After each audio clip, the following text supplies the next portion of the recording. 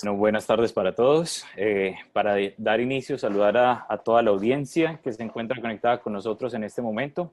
Sean bienvenidos a esta 14ª sesión de coloquios en braquiterapia, donde abordaremos el tema de radiobiología aplicada a la braquiterapia. Entonces, como moderadores el día de hoy, tenemos al doctor Rubén del Castillo, oncólogo en Oncosalud AUNA Lima, Perú, y quien les habla, David Martínez, médico radiooncólogo de la Corporación AUNA en Lima, Perú, y director de Educación e Investigación para Latinoamérica de Rayos contra Cáncer.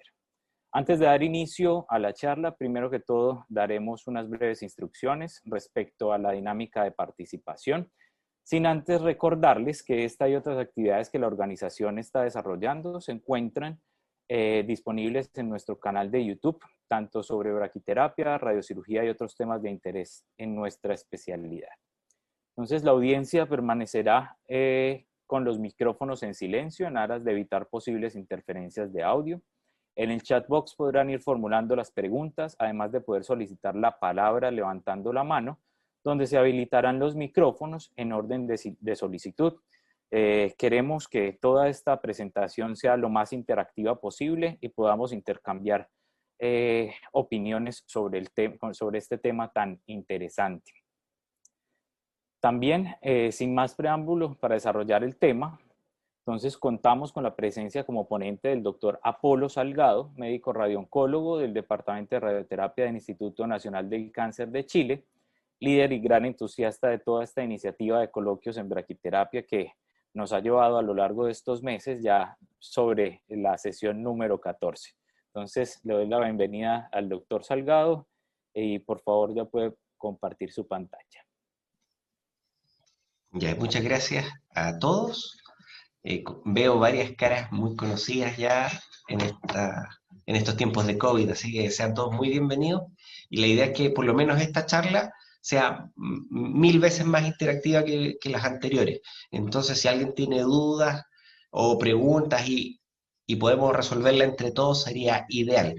Eh, Como sorpresa, en relación a las otras charlas, tengo una pantalla táctil, entonces la idea es al final de la charla desarrollar tal vez algún tipo de problema, pero problemas de ustedes, y que logremos resolverlo de manera efectiva y resolver dudas y ver cómo enfrentar lo que es la radiobiología directamente aplicada a la clínica, porque esa es la idea hoy día, o sea, que salgan súper claros en cómo enfrentar un caso clínico con el modelo lineal cuadrático, cuáles son las bases, hacer la fórmula entera me refiero a entera, no una parte nomás, ver qué factores están involucrados y con eso lograr la comprensión de todos los elementos, ¿ya?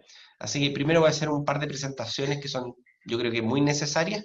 La voy a enfocar principalmente al cervicuterino porque entiendo que de una u otra forma es la patología que nos une a todos los latinoamericanos, lamentablemente, y todos lo van a tomar como algo que conocen y que todos se han enfrentado a ese problema. Entonces, ¿qué mejor forma de intentar resolver estos problemas con algo conocido? ¿Ya? Insisto, si alguien tiene dudas o alguna pregunta o no le quedó algo claro, no duden en abrir el micrófono, hacer la pregunta inmediatamente para, digamos, no volver muy atrás, etcétera, y no interrumpir el hilo de la idea. No sé, la idea es sacarlo todo inmediatamente. Bueno, voy a compartir entonces lo primero que es eh, mi presentación. Denme un segundo. Acá.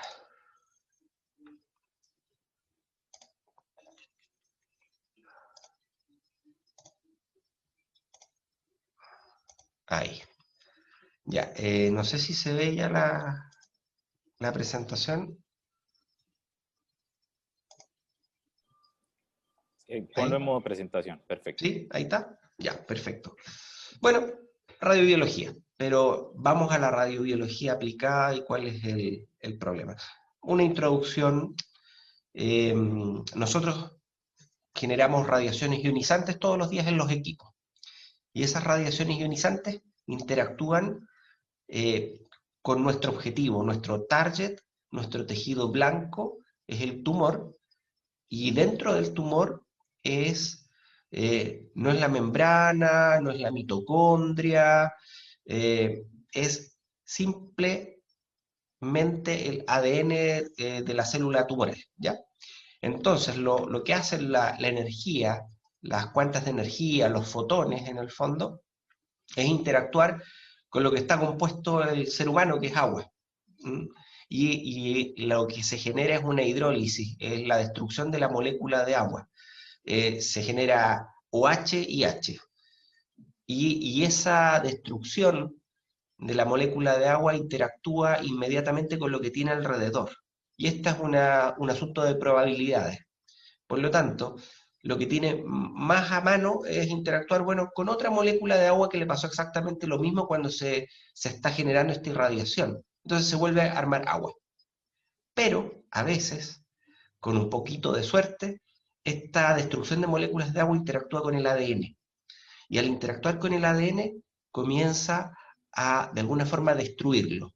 Y que puede ser una destrucción inmediata o posterior. Y puede ser directa o indirecta. Puede ser diferida, como quieran llamarlo.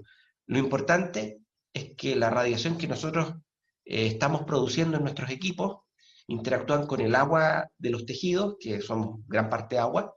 Esta hidrólisis interactúa con el ADN y destruye el ADN. Ese es el concepto básico de la radiobiología.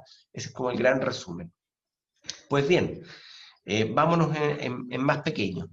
Cuando esta hidrólisis se produce y se involucra con esta doble hebra de ADN, por ejemplo la guanina, hay una pérdida de base. Entonces se comienza a destruir el ADN. Cuando es citosina hay una desaminación. Cuando hay una adenina hay una alquilación. Y cuando hay una timina hay una oxidación. Esto es como muy bioquímico. Pero lo que quiero que entiendan es que las bases nitrogenadas que conforman el ADN, cuando están mezcladas con estas moléculas provenientes de la hidrólisis del agua, generan cambios estructurales en el ADN. Y ese es un problema bueno para esta célula tumoral, porque tiene un problema esta célula. Tiene un ADN dañado. Y ese daño en el ADN va a determinar una muerte celular, que puede ser inmediata, o podría ser en generaciones posteriores por acumulación de daño en este ADN.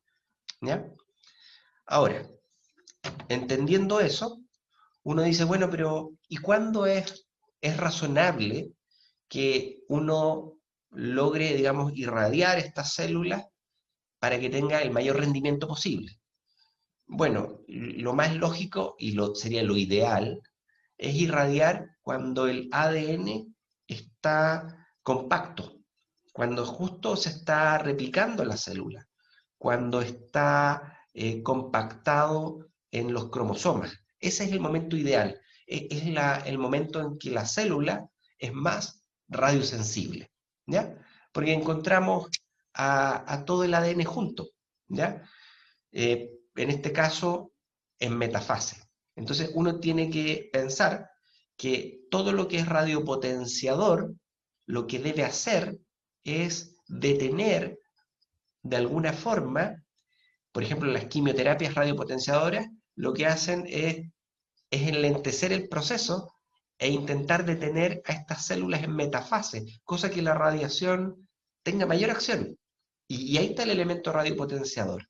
Entonces, por ejemplo, yo recuerdo que hay drogas que lo que hacen es mantener los microtúbulos de la metafase sin la desagregación, para que no se separe el ADN en las dos hebras de cromosomas, sino que se mantengan ahí. Y justo en ese momento tú irradias. ¿Qué momento más ideal, no? Esa es la idea de la radiopotenciación de manera, digamos, muy burda, muy simple. Y ahora, cuando uno destruye las células tumorales, eh, se generan estas curvas matemáticas que de una manera idealmente simple de entender es, bueno, yo a cierta dosis voy a tener una probabilidad de control tumoral. si yo pudiera dar mayor dosis, o sea, generar mayor hidrólisis en el tejido y genero más daño en el ADN, la posibilidad de éxito es mucho mayor.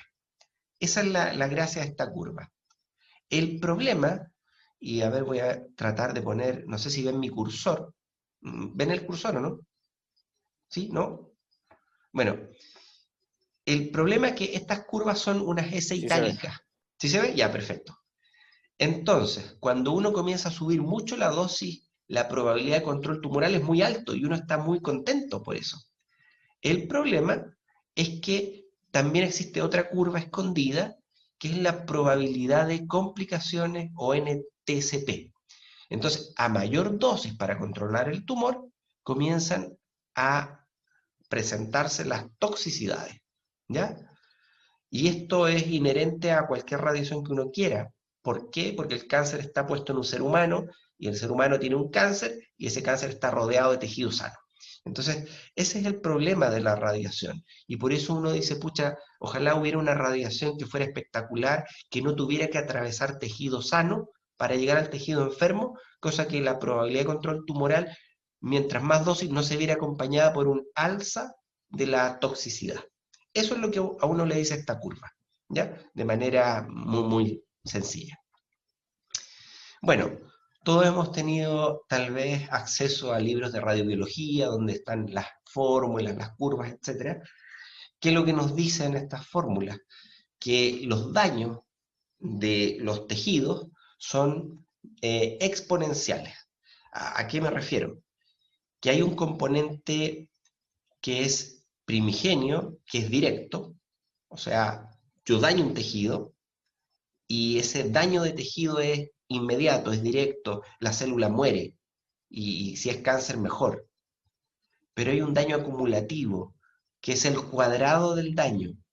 Y por eso aparece esta fórmula de supervivencia celular, que aparecen los cuadrados de dosis, ¿ya? Donde el daño es exponencial y es el doble del anterior, digamos, del daño directo. Vamos a intentar explicarlo más adelante. ¿Qué otras cosas básicas hay que saber de radiobiología? Que es algo muy práctico, muy del día a día. Que las células, en presencia de oxígeno, son mucho más generadoras de radicales libres, de esta hidrólisis del agua. Por lo tanto, la radiación tiene mucho mejor efecto. Un tumor hipóxico es más radioresistente. Entonces, lo que nos dice este pequeño gráfico es que debemos, de alguna forma, combatir la anemia. Miren qué sencillo. Uno siempre piensa, bueno, el cáncer cervicuterino produce sangramiento, pacientes con anemia de larga data. Entonces, mientras más oxígeno, mientras esta paciente tenga más glóbulos rojos circulando, la saturación sea adecuada, la radiación va a actuar de mejor forma, porque los tejidos que no están muy bien perfundidos, la radiación no va a actuar bien, pero si están con una buena perfusión, y no solamente con una buena perfusión, sino con una adecuada concentración de oxígeno, se van a producir más radicales libres, más destrucción del ADN, más muerte celular, más éxito en el cáncer. ¿Ya? Siempre y cuando ese éxito sea en el tejido tumoral y no sea en el tejido sano, porque ahí vamos a tener el problema mayor. ¿Ya? Bien, en el pasado, estamos hablando más o menos hace 70 años atrás, los franceses dijeron, démosle una sola sesión a los pacientes y lo probaron con animales y tenían un resultado que podría ser satisfactorio.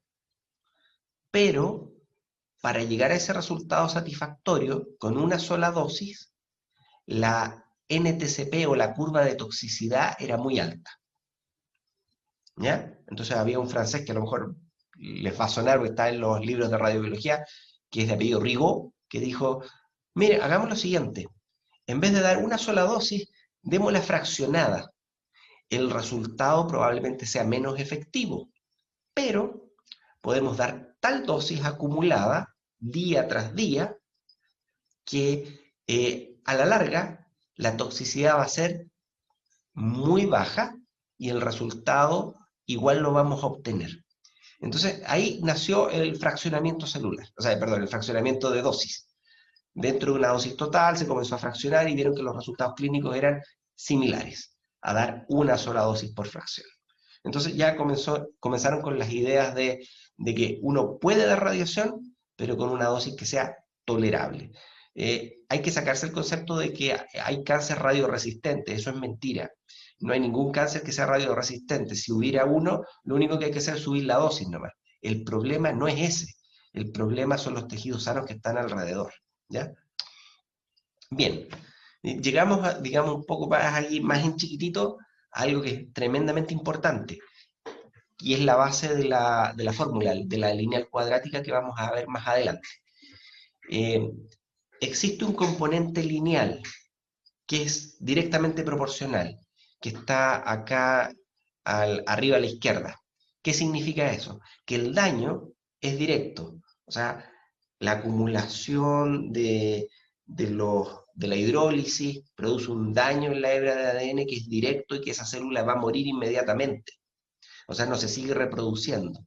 Y eso es directamente proporcional a la dosis entregada. Pero llega un momento en que las células, por la razón que sea, porque son hipóxicas, porque justo no las encontraron en metafase y no estaban en reproducción, etc., igual se daña algo, pero no completamente. No para producir una apoptosis programada, una muerte celular inmediata, sino que en la segunda, en la tercera, en la cuarta o en la quinta reproducción de esa célula, el daño acumulado va a ser tal que va a llegar un momento en que esa célula no se va a poder seguir reproduciendo. Y ese es el daño cuadrático, es el daño acumulado de varias fallas en el ADN. ¿Ya? Entonces, por eso la fórmula tiene un componente que es lineal y un componente que es cuadrático, que es el acumulativo de pequeñas lesiones, de pequeños hitos, de pequeños golpes. ¿Mm? Eso para entenderlo de buena forma. Entonces, hay modelos, y el más conocido y el más extendido es el lineal cuadrático, que todos compartimos y que es un dolor de cabeza para los residentes porque es difícil de llevar a cabo, es difícil de entenderlo, es difícil de ponerlo en práctica. Vamos a explicar cosas sencillas. ¿Qué es lo que es el alfabeta? Muchos se preguntarán. Bueno, el alfabeta es simplemente un número que es la relación en que el daño directo o el daño lineal es similar al daño indirecto o daño acumulado. Ese es el alfabeta. Y eso es un número. ¿Ya? Y ahí está la fórmula que les estoy presentando.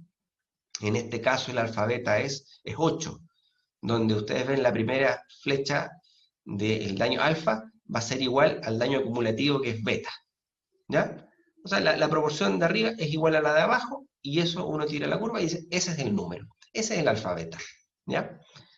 Pero en la fórmula van a encontrar después otro alfa, y se pueden confundir. Y la idea es que hoy día puedan separar esas aguas y que entiendan qué es uno y qué es el otro. Seguimos avanzando. Entonces tenemos que el daño alfa, llamémoslo, es no reparable, que es inmediato y que no tiene ningún efecto por el fraccionamiento, o sea, es un daño directo.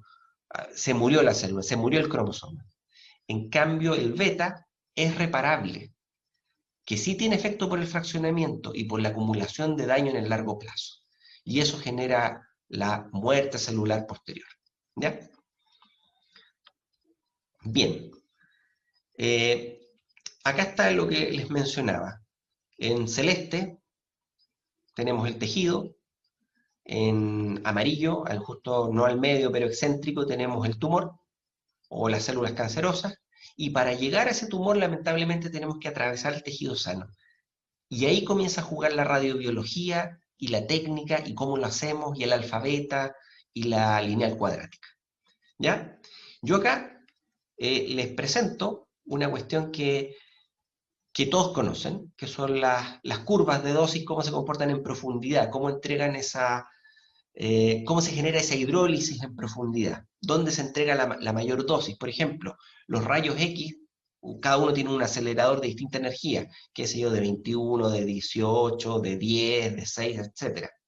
Y lo que a uno le enseñan es que en los campos de 10 por 10, justo en el eje, a tantos centímetros de superficie, se produce la máxima entrega de dosis, ¿no es cierto? El Dmax, que le llaman. Es ahí donde se produce la mayor entrega de energía, donde se produce la mayor hidrólisis y donde uno ve en los tejidos la mayor destrucción. Eso es lo que debería pensar uno. Y que mientras más energía produzca el acelerador, o sea, más MEP, más puede penetrar un poco más, un poco más, un poco más, dentro de los tejidos. ¿Ya? Ahora, cuando el haz incide en el tejido, no comienza inmediatamente a entregar la energía, sino que hay un reclutamiento de hidrólisis.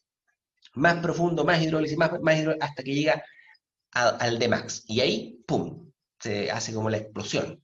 Y después de eso no quiere decir que no haya dosis, sino que igual los fotones siguen interactuando, pero hay menos hidrólisis y hay una caída, una disminución de la hidrólisis, y es lo que vemos acá en los rayos X. Entonces uno dice, pucha, mientras más MEP, entonces tumores más profundos, y evidentemente con un solo campo directo voy a tener la piel más o menos protegida, el tumor en profundidad más o menos tratado, pero ahí uno comienza a jugar y dice, ya, pero si pongo un campo por atrás, otro por el lado, etcétera, esa acumulación de hidrólisis se concentra en el centro, ¿ya? Entonces se comienza como a desplazar esta hidrólisis al lugar que uno quiere. Y uno comienza a jugar con los pesos y eso está muy bien. Ahora, para desgracia probablemente de muchos latinoamericanos y gran parte del mundo, existen energías mejores. Claro que sí. Los protones, por ejemplo. Los protones tienen una gracia, que físicamente se llama la curva de Bragg-Peak. ¿Qué significa eso? Que tienen tal energía estas partículas que penetran en los tejidos y no interactúan con la piel, interactúan muy poco, porque van a tal velocidad que no se detienen en el líquido superficial, sino que penetran. Y de repente, depende de la energía que tengan, se detienen. Y es en ese momento el Dmax en que entregan la máxima energía. Entonces, el protón es como el niño bonito de la radioterapia, porque es capaz de proteger los tejidos superficiales y lograr una gran profundidad con la destrucción del tumor. Entonces, ¿qué radioterapia más espectacular? Todo el mundo quiere tener protones. El problema es que los protones deben estar del orden del valor de 7 aceleradores, más o menos, para que se hagan una idea. Entonces, costo-efectividad, uno tiene más volumen de pacientes con un acelerador que con el de protones, por lo tanto, hay que decidir muy bien qué comprar. Pues bien, existe algo que se llama braquiterapia, que es mucho más, es como un protón, es ideal, porque si tú tienes un lecho quirúrgico y pones una fuente radioactiva, la estás colocando directo en el tumor, no necesitas penetrar ningún tejido alrededor. Entonces, de eso se trata, esa es la gracia de la braquiterapia, que el mejor protón del mundo no es capaz de igualar a una correcta conformación de braquiterapia. Ya, ese es el entusiasmo que hay que ponerle a la braquiterapia. Entonces, ustedes ven la diapositiva, acá hay un tumor en el pulmón imaginario, y que, por supuesto, uno diría, esta es una curva clásica de protones. Que sería bonito tener protones en el centro nuestro y uno sueña, etcétera, pero esto mismo se puede hacer con braquiterapia. Uno entierra una aguja en un pulmón y llega con la dosis directa, y esta curva no existe porque lo único que existe es una barra acá. Y esa es la mejor radioterapia del mundo. Y no necesitan gastar 20 millones de dólares, por ejemplo. ¿Ya? Lo importante es desarrollarla. O en el mismo lecho quirúrgico donde está el cirujano, inmediatamente poner fuentes radioactivas o catéteres, etcétera, y se ahorran todo esto que no lo puede brindar un acelerador con los aceleradores de 10 MeV, 15 MeV, 21 MeV. No, siempre va a tener este problema, que siempre hay un reclutamiento de dosis en los tejidos superficiales. ¿Ya? Esa es la gracia de la braquiterapia. Y si sumamos que los tejidos se mueven, tenemos un problema mayor, que es el de la exactitud. Está muy bonito representado en esta revista internacional, y esto tiene hace como 15 años ya el problema de la naranja.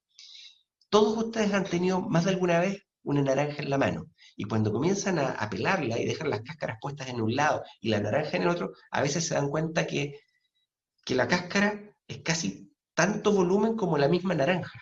Entonces ahí uno tiene el concepto de decir, pucha, la precisión juega, porque el volumen de la cáscara es casi tanto como el mismo tumor. Esa es la idea, que tú tienes que tener una precisión absoluta cuando actúas con radioterapia externa.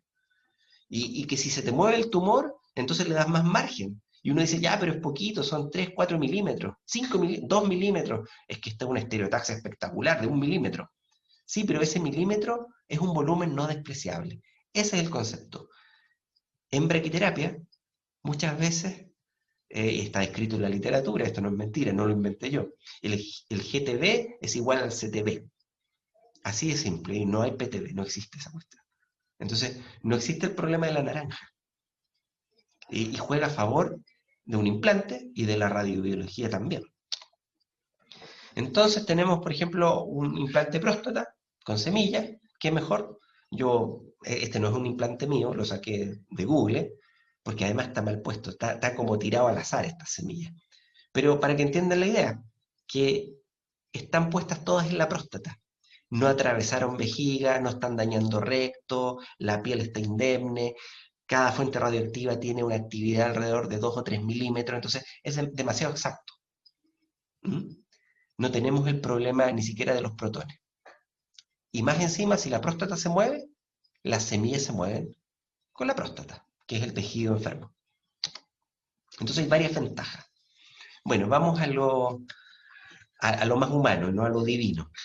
La braquiterapia ginecológica la conocemos todos, tenemos baja y alta tasa, tenemos un Fletcher típico que cumple el mismo rol de aumentar la dosis donde está directamente el tumor sin tener que atravesar idealmente los tejidos sanos. Le hace vejiga, le hace recto, uretra, piel, etc. ¿Ya? Entonces, eh, yo no sé si se podrá compartir por acá o por el chat o después el que quiera buscarlo. Este paper está for free. Si no está for free, yo estoy seguro que existe un portal que se llama Chihab que lo pueden obtener. Este es un paper que es muy importante que se lo lean. Es de muy fácil entendimiento. Esta cuestión es muy sencilla, no reviste mayor ciencia, que es uno que yo diría que es la piedra angular en cervicuterino, que es el paper de Wang. ¿Y qué hizo Wang? Wang y colaboradores, digamos. Hizo una cuestión muy sencilla. Tomó un grupo de pacientes con cáncer cervicuterino y midió el volumen a través de resonancia de el número de células clonogénicas. Por ejemplo, por cada centímetro cúbico había tantas células. Entonces lo que él hizo es medir cuál era el volumen tumoral de cada una de este grupo de pacientes. Y cómo, a través de varias resonancias, iban respondiendo a distintos tipos de dosis. ¿Ya? Entonces, por ejemplo, qué sé yo, a 40 Gray, el tumor de 20 centímetros cúbicos se reducía a 10 centímetros cúbicos. En otra paciente de 40 a 15, etc. Y comenzó a graficarlo. Y este es el gráfico tal vez más importante. Y es muy fácil de entender. ¿Qué es lo que dice este gráfico? Básicamente dice algo que todo el mundo va a entender y es muy sencillo. Que mientras más días te demores en entregar la dosis, más mal te va a ir. Y si entregas una dosis más encima baja, más mal te va a ir. Son cosas muy sencillas en radioterapia. Hoy día decirlo es como, mira la tontería que están diciendo. Pero increíblemente, este colega, Wang, lo demostró en el año 2011. Nadie antes se había dado la lata de cómo estudiarlo. Y bueno, no existían los recursos de la resonancia nuclear magnética, en T2, etc. No estaba el concepto de que la resonancia es buena, pero alguien tenía que hacerlo. Tenía que ser un chino o un coreano, no tengo idea de dónde es, pero él midió volúmenes y lo graficó. Entonces, ¿cuál es el ideal entonces? El ideal es decir, entregar alta dosis en poco tiempo. Y lo graficó. Y encontró que lo mejor, lo óptimo, está justo aquí. Antes que las sobrevidas comiencen o la probabilidad de control tumoral comiencen a caer, ¿ya? El ideal está justo aquí. ¿Y qué es aquí? Aquí son más o menos 40-41 días de tratamiento con una dosis que ronda los 90 Gray, ¿ya? Entonces uno comienza con el acervo cultural que uno tiene en radioterapia y dice, pero es que todos sabemos que hay que llegar a más o menos 90 Gray al tumor, pues, al GTB-CTHR en ginecología. Todo el mundo lo sabe. Sí, pero él lo demostró.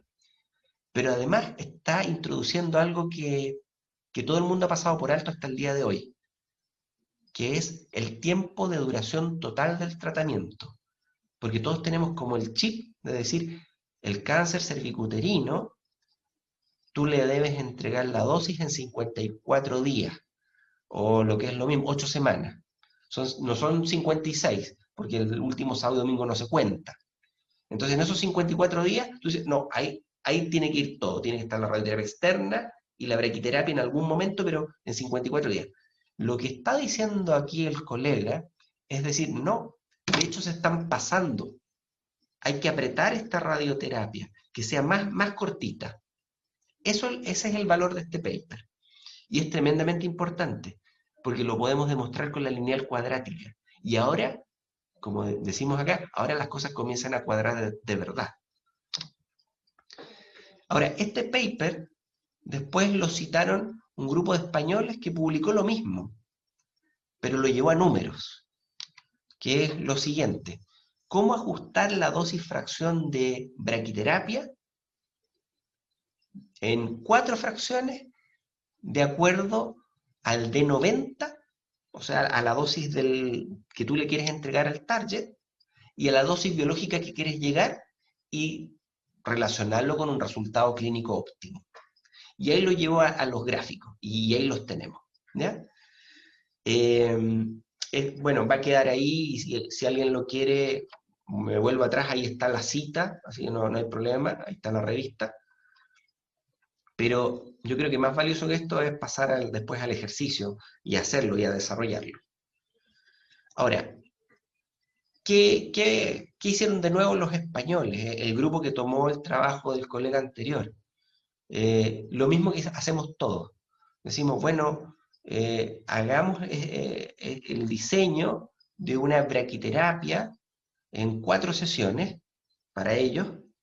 Por eso está en el gráfico anterior en fracción 1, 2, 3 y 4, y no en 5 como otros grupos, no en 3 o 2, etc. Y ellos lo diseñaron de esta forma.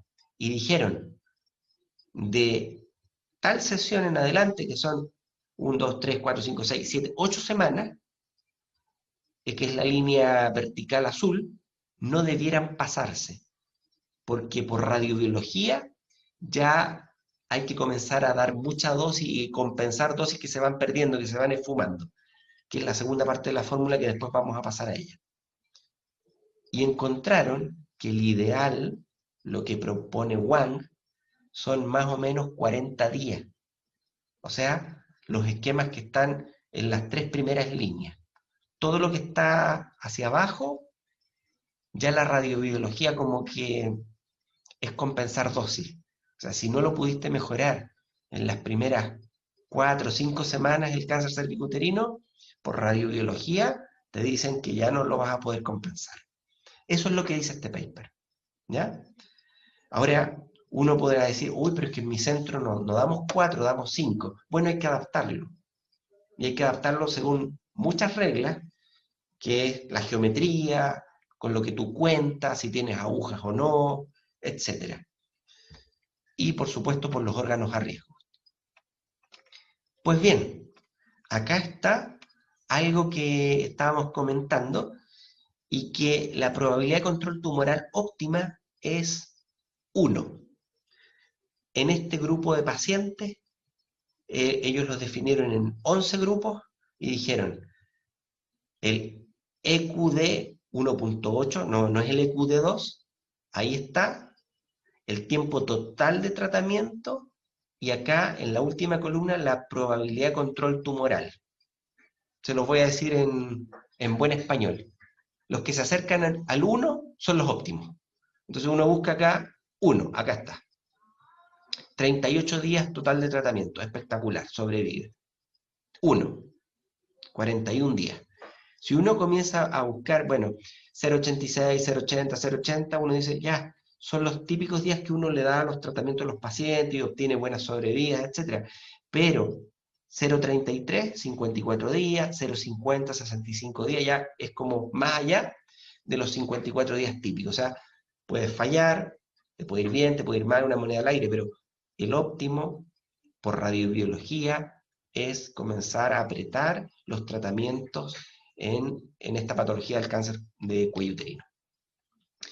Pues bien, esta probabilidad de control tumoral, o TCP que se llama en radiobiología, va muy asociada y se puede graficar de acuerdo a la dosis equivalente. ¿Ya? A mayor dosis, mayor probabilidad de control tumoral. Eso es lo que grafica esto. Pues bien, como decimos acá, otro pelo a la sopa. Porque una cosa es decir, yo voy a alcanzar dosis súper altas, 85, 90 Gray, y lo puedo hacer. El problema no es ese, como les decía yo. No hay tumor que sea radioresistente. El problema son los órganos a riesgo. Y acá lo graficaron los españoles. ¿Y qué es lo que tenemos al lado del cuello uterino? La vejiga y el recto. Y esas son las dosis que toleran. Y eso hay que tenerlo presente. ¿Cuál es la dosis de tolerancia? Y ahí están los gráficos donde uno dice, bueno, lo óptimo es que la curva de dosis del tumor esté lo más a la derecha posible, y la de la vejiga y del recto que esté lo más a la izquierda posible. Y ahí comienzan a calzar todos esos ICRUs antiguos que datan de 1985, el ICRU 38, no sé, lo que decía, tenga una dosis máxima de el 75% de la dosis prescrita. ¿Se dan cuenta que esto ya comienza a calzar exacto? Con tecnología, con lineal cuadrática, todo comienza a hacer, pero un ladrillo tras otro. La dosis de 85 Gray idealmente, mientras que los órganos a riesgo debieran estar no sobrepasando la dosis de los 70 Gray, ¿ya? Y que si uno lo lleva a porcentaje, no más del 75%. Cosa de lograr un NTCP, ¿se acuerdan de las curvas itálicas? La NTCP que no sea mayor de un 3-4%. Esa es la toxicidad tolerable que se debe esperar en un centro, ¿ya? Porque la radiobiología más encima está muy, eh, como para que lo piensen de esa forma, muy por cada centro. No es lo mismo mi centro que tu centro, que el otro centro, etc. ¿Ya? Hay que construir en cada centro curvas de respuesta tumoral, o sea, de control tumoral, las TCP, y en cada centro las NTCP, que son las complicaciones de los tejidos normales, ¿ya? Porque tu centro es distinto a mi centro, la tolerancia del recto de mi centro puede ser distinta a la de tu centro, etc. ¿Ya? Y es eso lo que hay que construir. Las dosis de 90, 95 Gray pueden ser a lo mejor sorprendentemente más altas en Latinoamérica sin necesariamente una rectitis actínica. Ese es el mensaje. Bueno, paramos la primera parte de la presentación porque ahora voy con la segunda. Yo no sé si hasta el momento hay alguien que tenga alguna pregunta, alguna duda y podemos inmediatamente contestarla o revisar la presentación en algún punto en que probablemente pueda explicar algo más, ¿ya? Hasta el momento en el chat no tenemos ninguna pregunta y no hay manos levantadas todavía. Podemos ¿Sí? continuar. Ujú. Bueno, si alguien levanta la mano mientras voy poniendo la otra presentación, intentamos responder. Acá. Ya, seguimos entonces. ¿Cómo vamos en tiempo? Para que no se aburran tampoco. Eh, esta presentación tiene ya como un año, la hicimos en Lima y la recuperamos recién con David, porque tiene video, está como simpática. Y es la realidad que vivimos todos.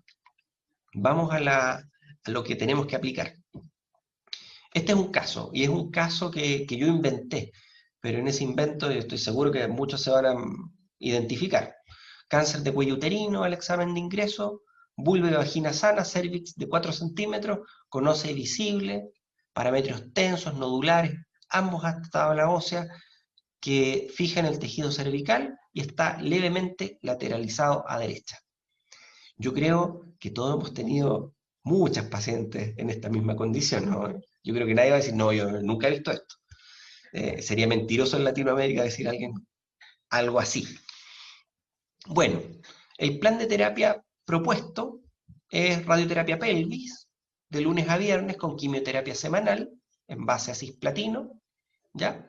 Y luego una sobreimpresión biparametrial, más braquiterapia HDR. Nosotros tenemos HDR. Nosotros le haríamos esto, ¿ya?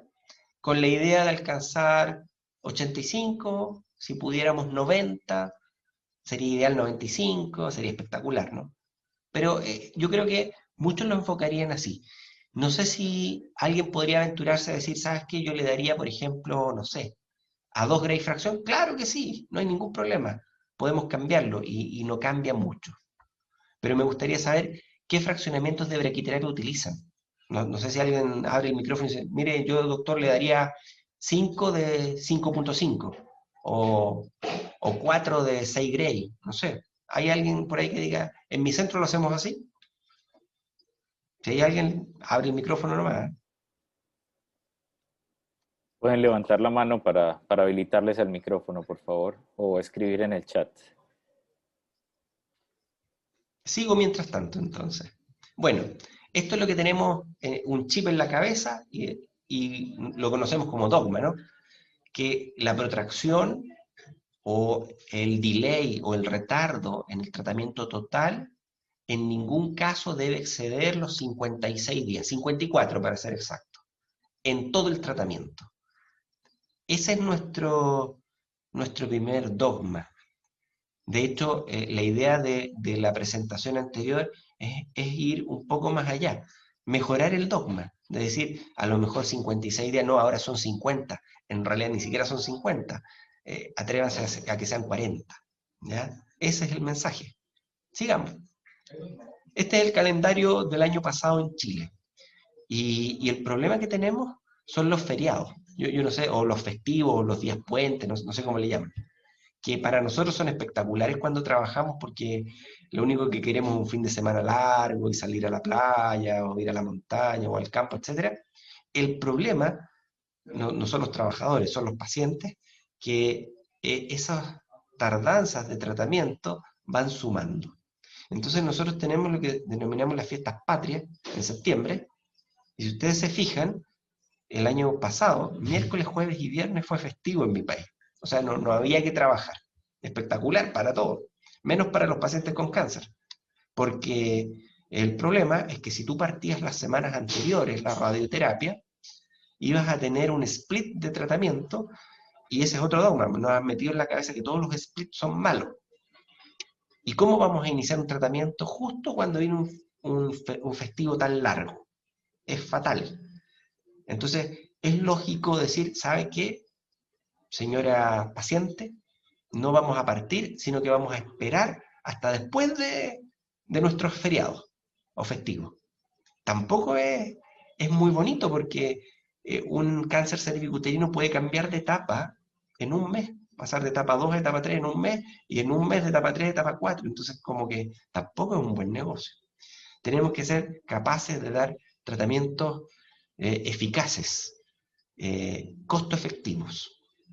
Bueno, ese problema yo estoy seguro que muchos de ustedes lo tienen, ¿ya? Por la razón que sea. A veces son festivos, a veces la máquina está con un problema técnico y hay que suspender, y esa suspensión a veces no es un día, pueden ser más.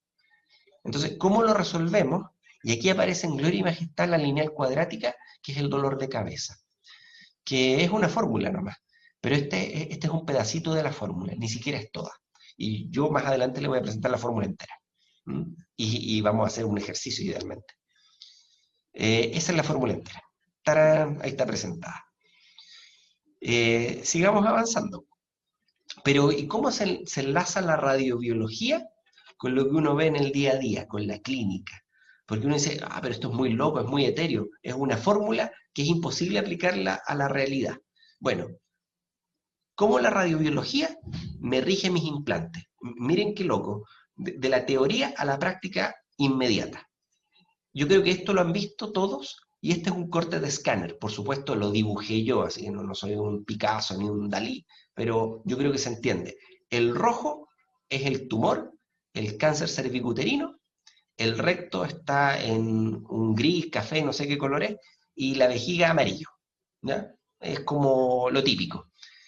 Cuando uno implanta, idealmente pone una sonda Foley y trata de vaciar la vejiga, pero por alguna razón maligna, la vejiga como que abraza los tumores. Es una desgracia, pero así pasa. Y el que me diga, no, eso es mentira, es falso, porque así es, yo lo veo todos los días. ¿Ya? ¿Y cuál es el problema de esto?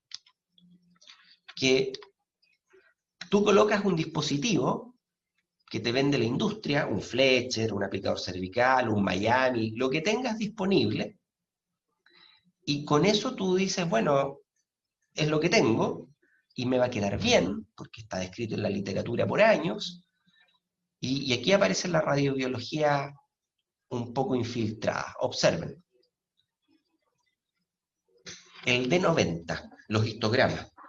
Yo abro la curva y genero esta radiación, y abarco gran parte del tumor, pero no todo el tumor. Entonces, puede que el D90 no se logre con esa curva esférica que acabo de ponerles en pantalla. Y ese es un problema real. Yo creo que a más de alguno le ha pasado.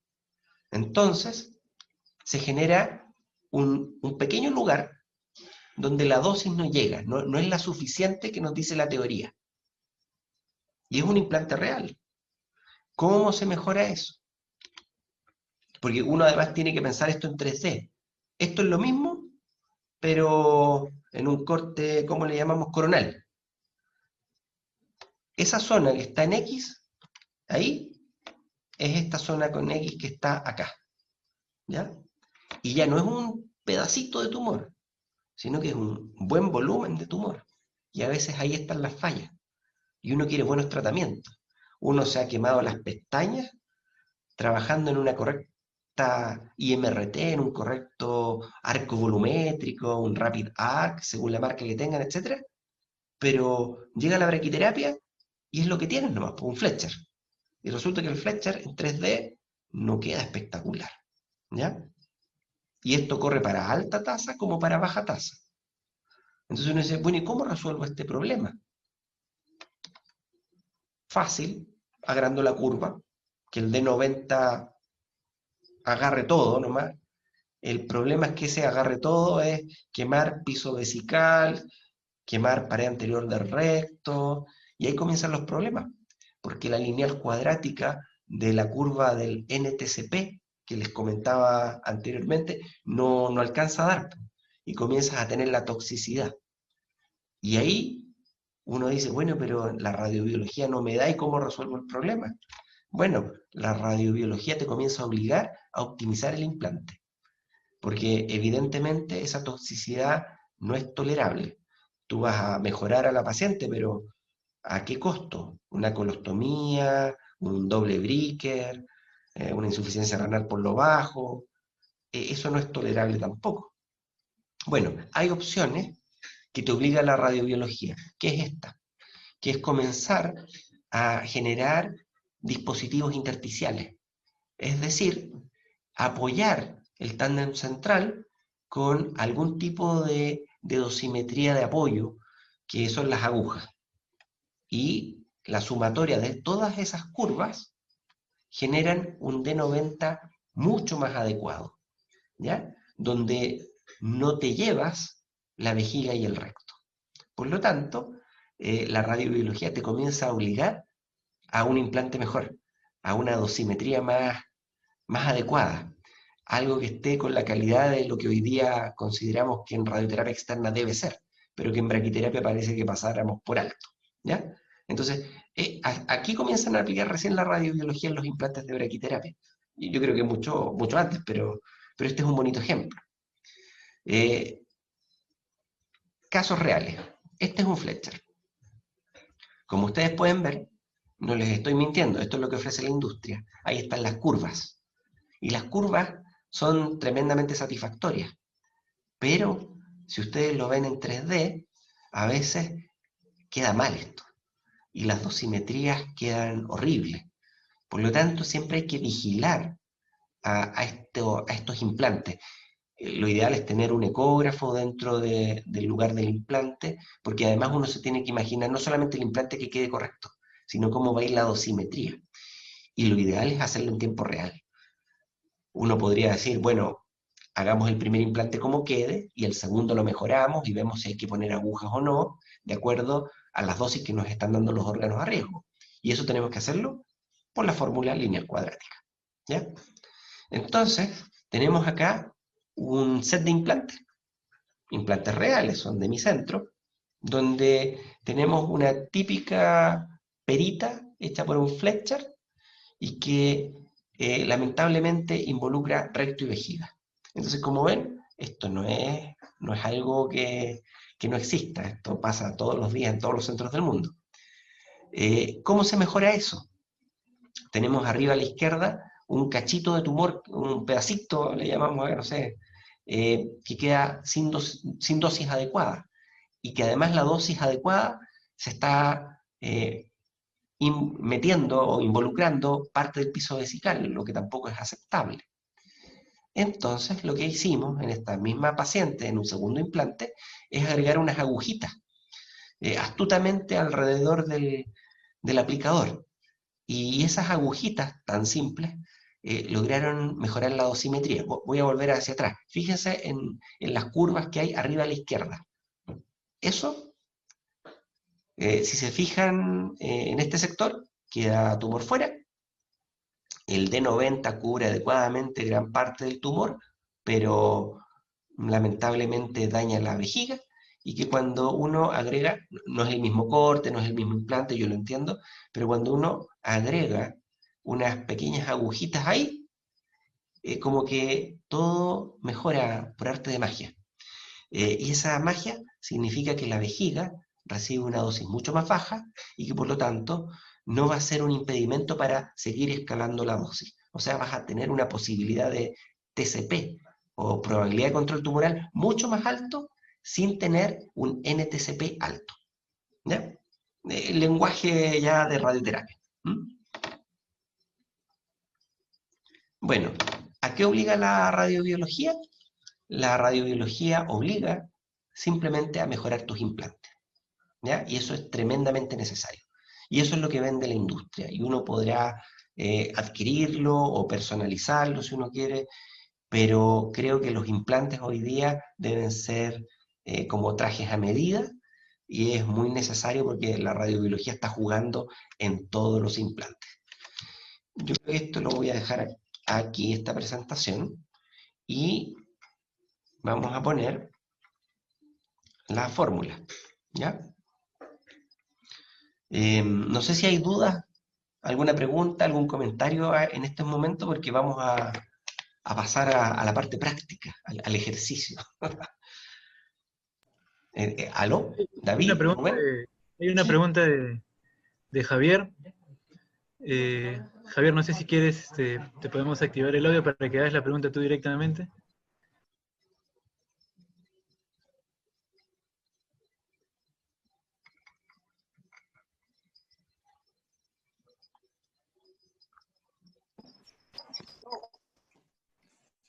Hola, ¿se escucha? sí. Adelante, Javier, sí.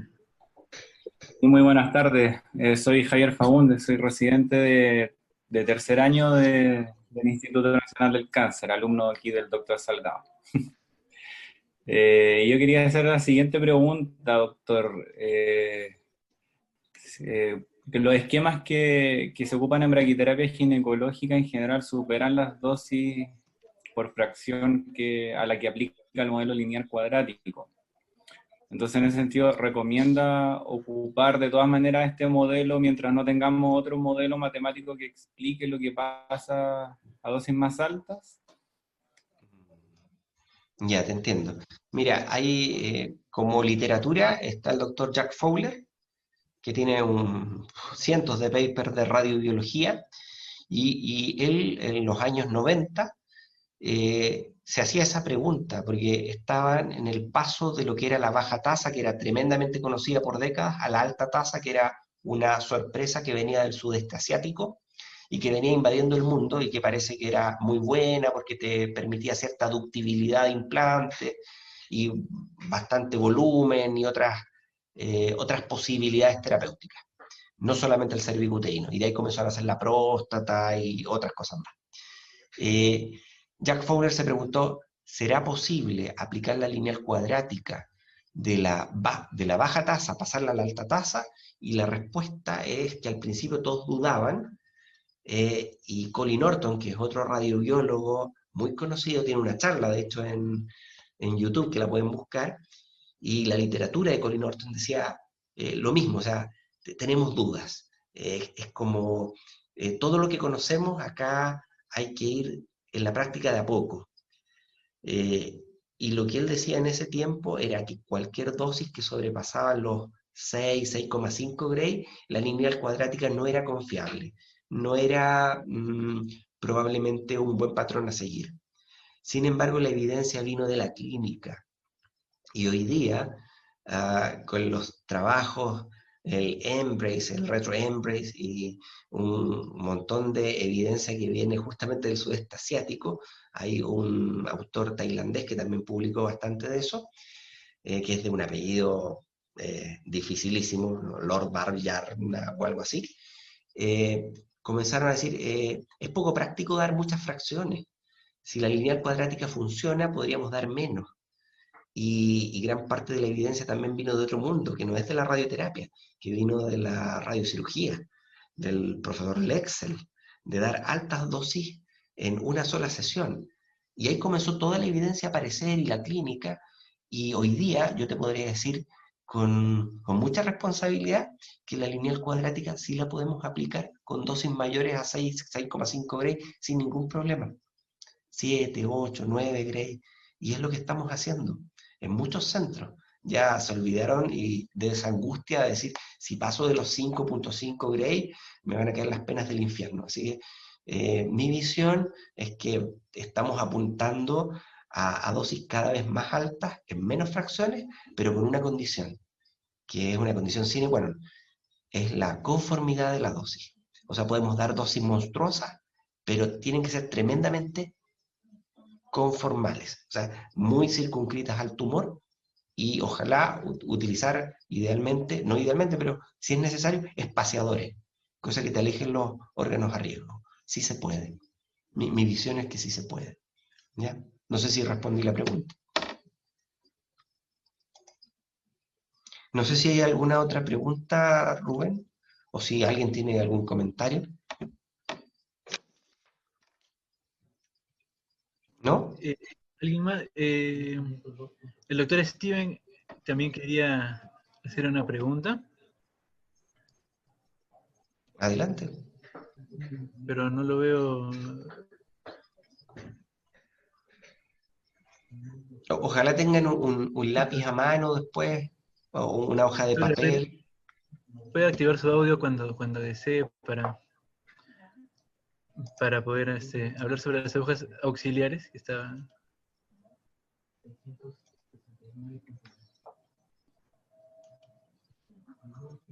Mientras tanto, no sé si podrán anotar o tomarle foto a la pantalla a esto, porque esto es lo que vamos a usar ahora. Y voy a poner una pizarrita. A ver, ¿dónde está? Perfecto, sí. El que tenga alguna duda o quiera comentar algo, por favor, levanten la mano para Este es el poder momento. activarles el micrófono.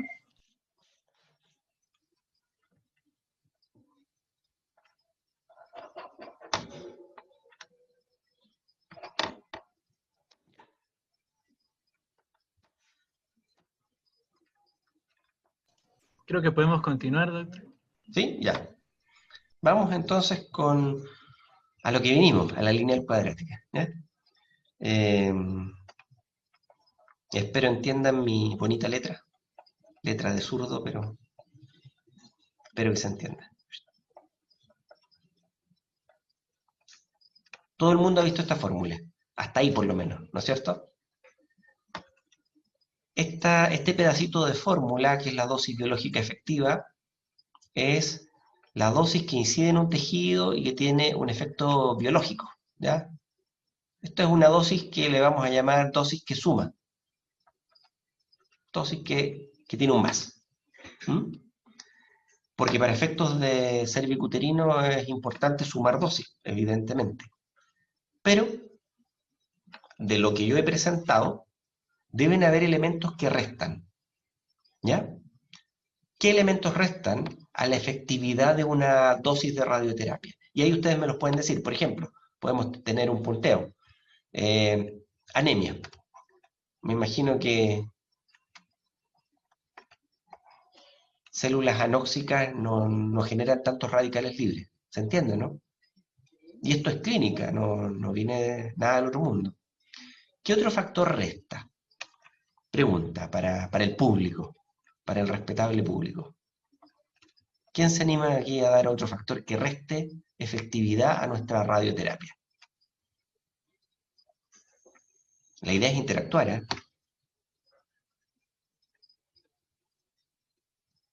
¿Alguna idea? Lo hablamos recién. El dogma, ¿cuánto debe durar la radioterapia? Levantar la mano. El tiempo, la Tiempo, repoblación ya. tumoral. Tiempo, tiempo. ¿Y el tiempo dice cuántos días? 54, 40. Bueno, va por ahí la cosa. A mayor tiempo, menor efectividad. ¿Qué otra cosa afecta?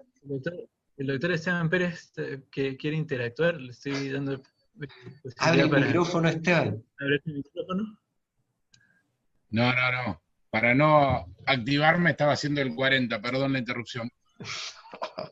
Seas bienvenido nuevamente. Ojalá. Gracias totales. Bueno, hay otro factor que es por ejemplo, no sé si se acuerdan si ustedes pensaban que yo les iba a hablar de las R de radioterapia, se equivocaron. Pero aquí hay una R metida, ¿no?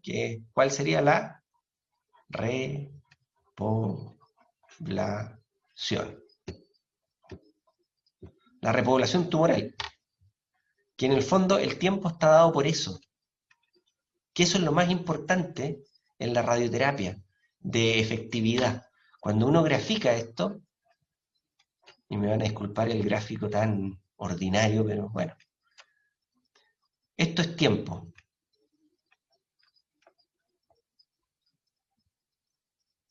Y esto es, por ejemplo, número de células. Número de células tumorales. Que la idea es que bajen, bajen, bajen, bajen, bajen, bajen, bajen, pero llega un momento en que si no lograste llegar a cero, estas células se disparan hacia arriba. Y ese es el problema. ¿En qué momento sucede esto? Esta curvita. Esta curvita sucede, según el doctor Wang, a los 40 días. Y eso es lo que él midió. ¿Qué nos decían los papers anteriores, la clínica? Nos decían que esta curvita en realidad sucedía a los 54 días. ¿Quién tiene la razón? ¿El doctor Wang o la clínica? O a lo mejor hay un término medio, pero la idea es demostrarlo con el alfa beta. Entonces, nos volvemos a la fórmula. Si esto suma, entonces debe haber algo que reste. ¿Y qué es lo que resta? El logaritmo natural de 2 partido por alfa multiplicado por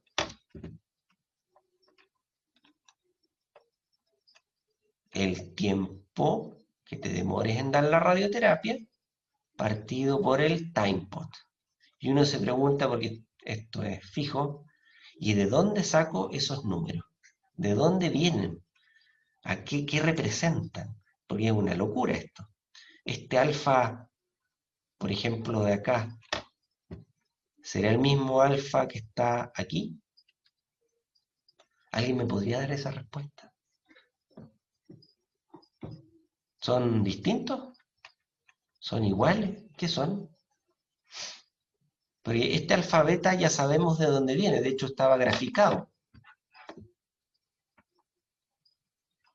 hay un daño que es directo y un daño que es indirecto, y que cuando las curvas se igualan, el alfa es igual al beta, y genera una línea, y tiene un valor exacto, un valor numérico.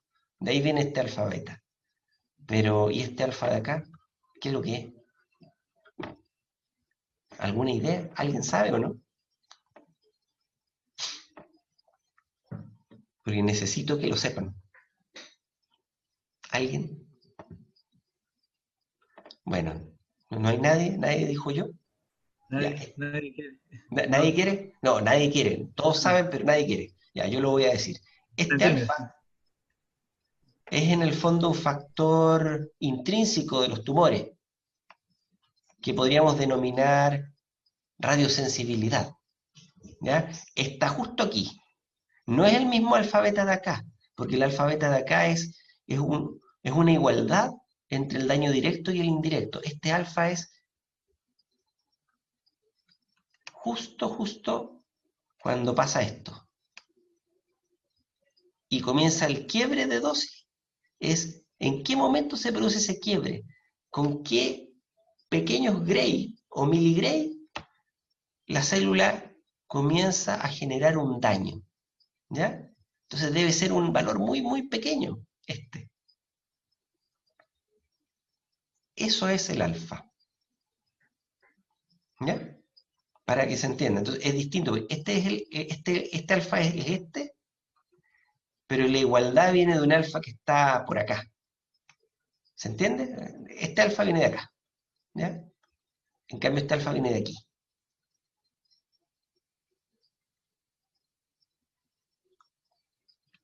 Bien. Pero, ¿y cómo voy a determinar eso? ¿Dónde está ese valor? ¿Ya? Porque ya sabemos más o menos de dónde viene, pero ¿cuánto es el número? ¿Vale 1, vale 2, vale 3? Bueno, no puede valer ni 1 ni 2 en gray, porque esto está en gray. ¿Será 0,5 gray?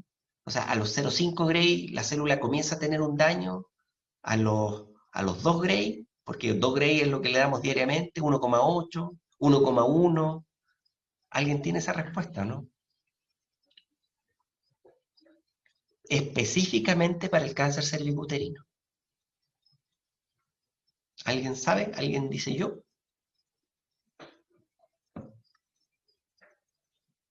¿Nadie? Bueno, es posible que nadie lo sepa, es evidente. Vamos a ver, voy a dejar de compartir y voy a volver a compartir la pantalla. Vamos a ver dónde está acá. Aquí.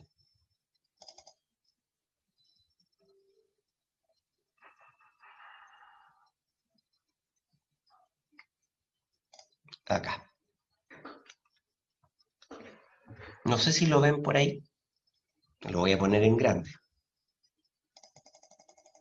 Ahí, justo aquí abajo. Alfa. ¿Lo ven? Lo determinó el profesor Wang. Es 0,16 gray a la menos 1. ¿Ya? Entonces ya tenemos un buen valor de reemplazo.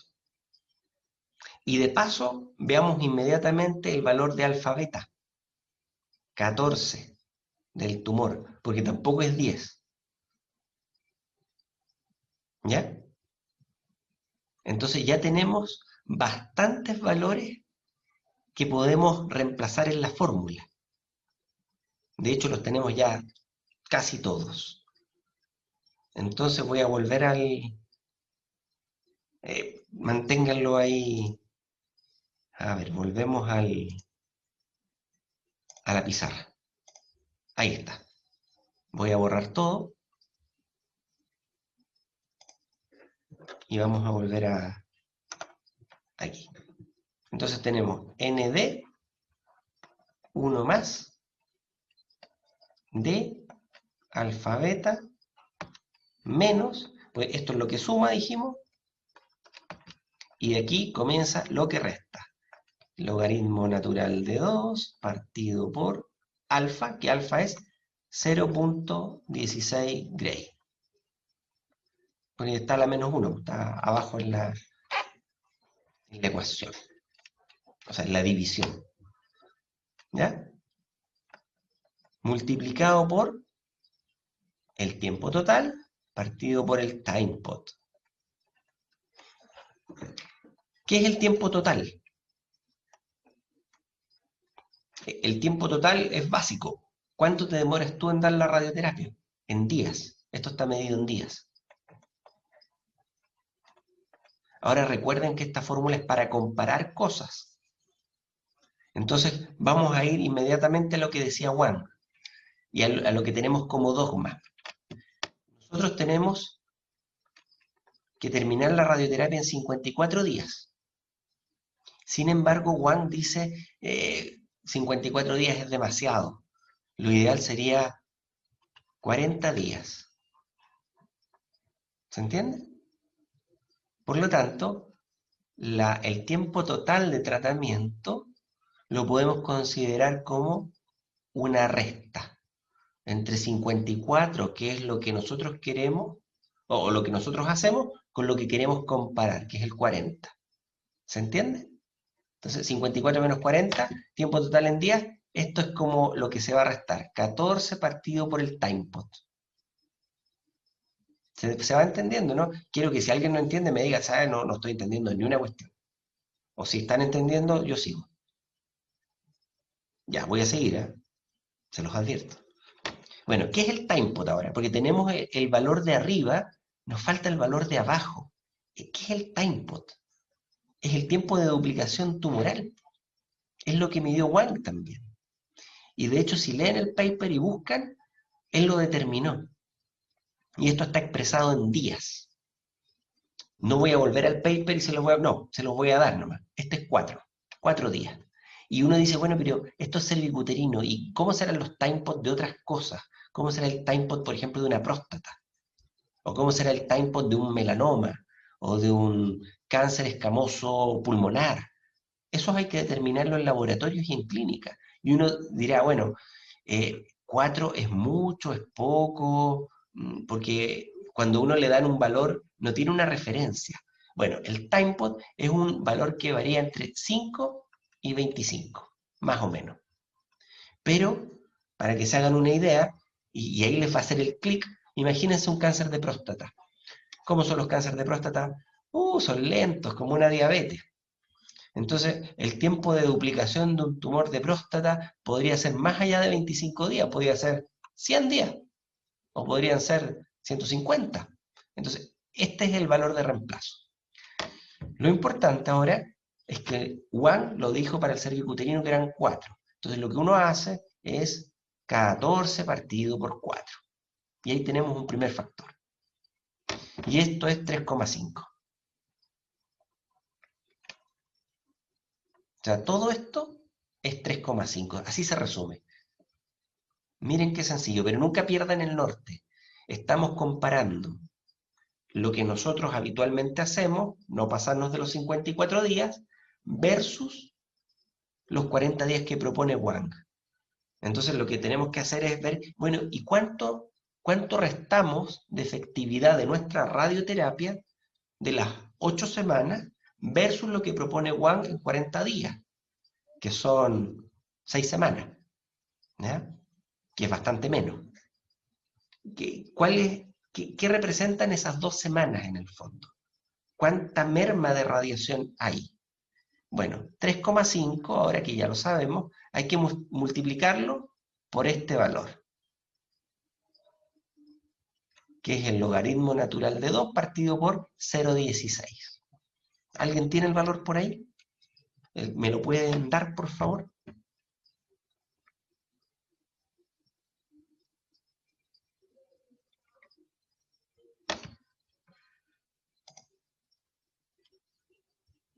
Voy a sacar la calculadora.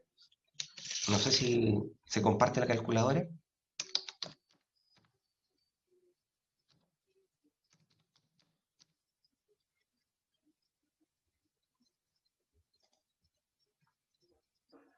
¿Alguien lo tiene por ahí?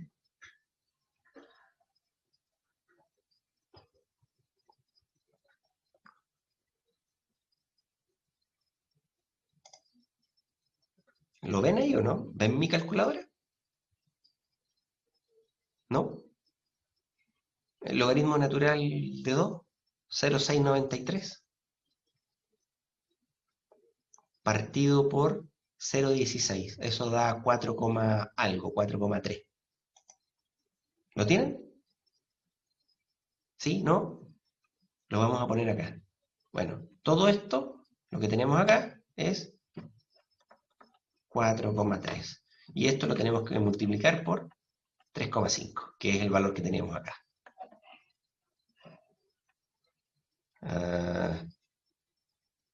Puede que me esté equivocando, ¿eh?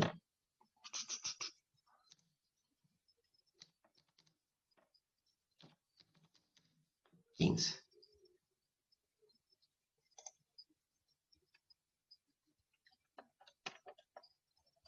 Esto es más o menos 15.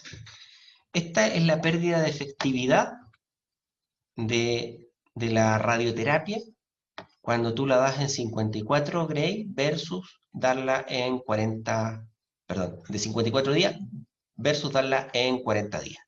¿Ya?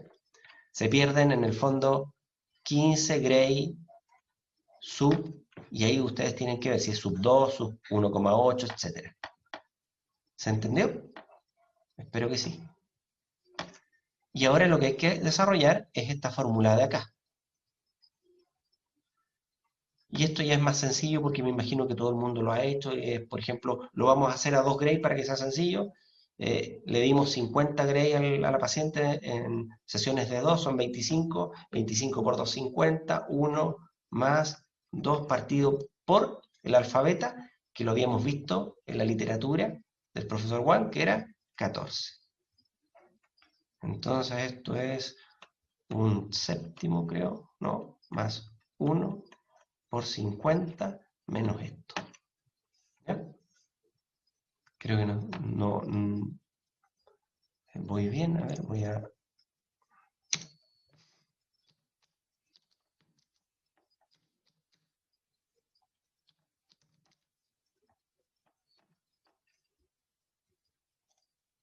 Y esto vendría a ser más o menos 57 Gray sub 2. Eso es lo que estamos dando al tumor en lo que tenemos acá, que son 54 días. ¿Ya? Pero esto no es todo, tenemos que restarle estos 15. ¿Ya? Y nos queda más o menos 42 Gray sub 2. Esto es solo con radioterapia externa, no es para que se escandalicen. Porque uno dice, uy, la dosis tan baja, ¿cómo puede ser? Bueno, eso es.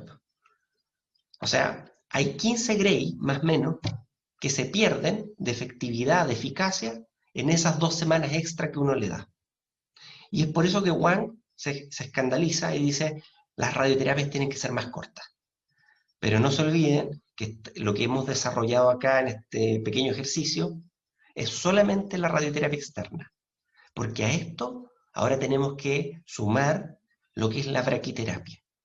Y en la braquiterapia es cuando tenemos que ser enérgicos y lograr llegar con esta pequeña dosis de 42 a los 85 Gray sub 2.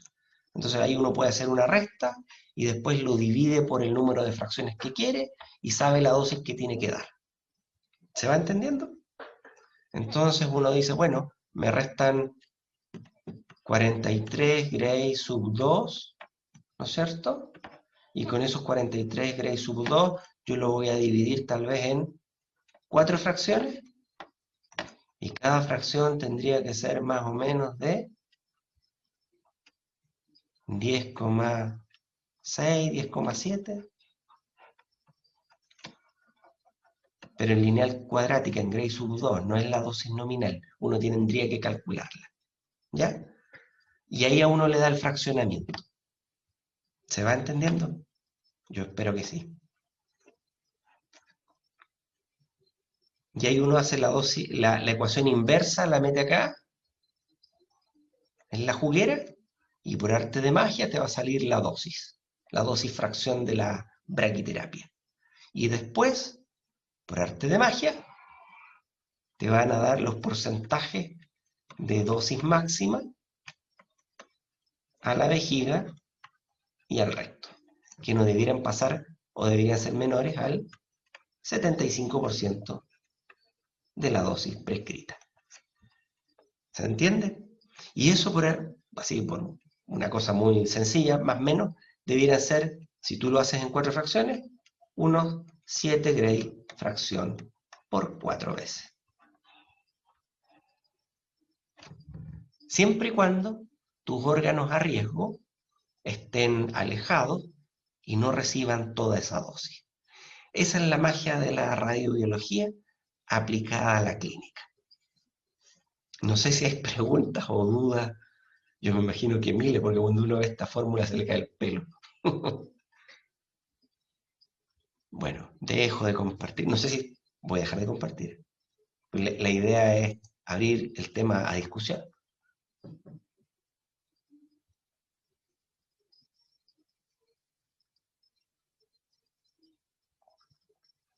No sé si hay preguntas hasta el momento, algún comentario, dudas, algo que pueda resolver.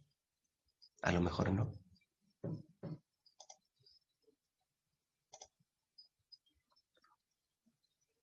A ver, le vamos a decir, Daniela Torre pregunta por la separación de las fracciones de braquiterapia en el tiempo, me imagino. ¿Cuánto es importante? Oh, sí, totalmente. Voy a volver a la presentación, porque quiero poner lo de los españoles. Hay protocolos japoneses muy interesantes, y es un tema también para discutir. Y discutir nosotros que somos latinos, que somos campeones en salpicutérino. Ahí. Espero que lo vean. Esto es lo que proponen los españoles cuando analizaron el paper del profesor Wang. Dijeron, pongamos 2 braquiterapias seguidas. Y uno cuando se comienza a dedicar a la braquiterapia se escandaliza un poco, porque las pacientes por mucha sedación o por mucha anestesia salen adoloridas el primer día, y no creo que quieran someterse a una segunda braquiterapia inmediatamente el día siguiente. Eso por el lado clínico. Yo jamás he dado 2 seguidas. Siempre he dado 2 en la misma semana, pero jamás seguidas. Siempre la he intentado separar 2 o 3 días.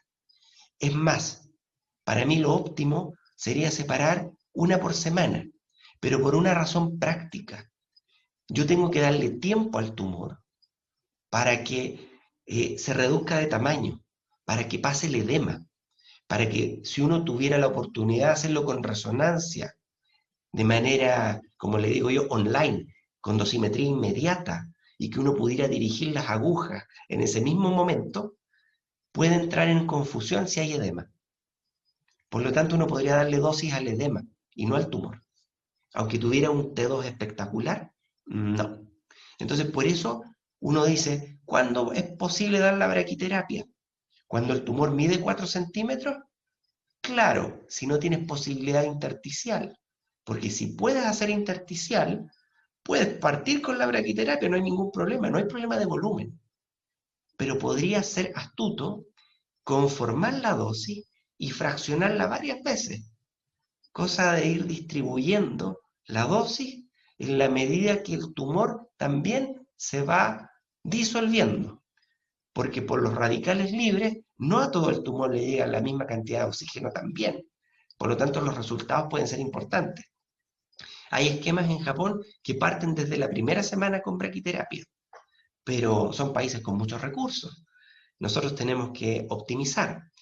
Por lo menos en mi centro nosotros no damos 4, damos 3 de 8.7 o 2, y llegamos incluso a 11.2 Gray fracción cuando conformamos bien.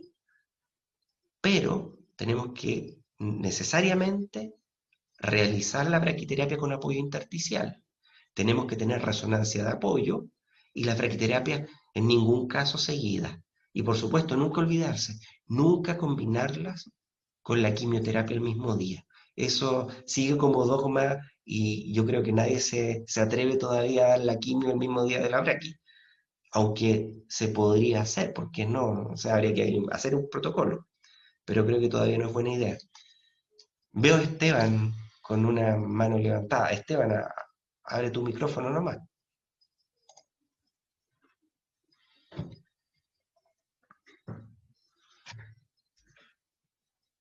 Ya se reinició el audio de Esteban, sí, y tiene el audio para poder abrirlo cuando desee. Ahí está. Una consulta respecto a el edema y la braquiterapia intersticial. Bueno, que Apolo es un entusiasta y me lo ha transmitido y no he podido hacerlo como me gustaría, pero la pregunta viene respecto a esto de intercalar las braquiterapias desde el inicio o precozmente, aunque sea a partir de la segunda semana, como una buena estrategia en nuestro medio para acortar los tiempos de tratamiento. La pregunta es, ¿qué complicaciones crees o has observado o qué mecanismo has usado para los cambios de volúmenes que puede generar sobre los planes de radioterapia externa el implante intersticial en tu experiencia? Nosotros en nuestro centro no tenemos limitación de... A ver, nosotros hacemos intersticial a casi todo. De partida, tú nos conoces. Rotaste acá un tiempo y fue muy agradable. ¿Mm? Ah, cuando... ¿Qué es lo ideal también? A ver, por asuntos de confort para la paciente.